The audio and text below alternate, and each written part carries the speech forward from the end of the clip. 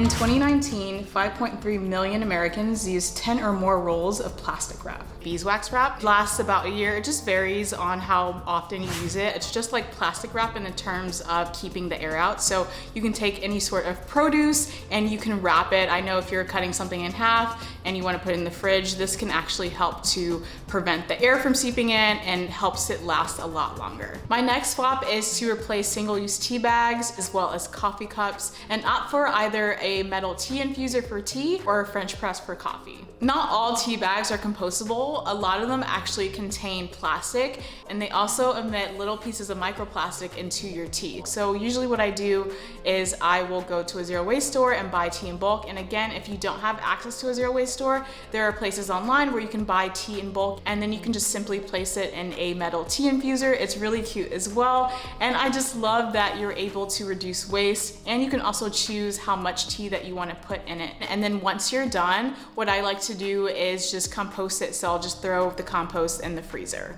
And then in terms of coffee, so if you have a Keurig, I wouldn't go out and buy a whole new machine. They actually have refillable coffee pods, which you can use. If you're on the lookout for a coffee maker, I would highly recommend opting for a French press over a typical coffee maker. What's great about a French press is that it doesn't require any filters, so it's completely zero waste. And then once you're done with the coffee grounds, you can upcycle it and make a body scrub, or you can simply compost it.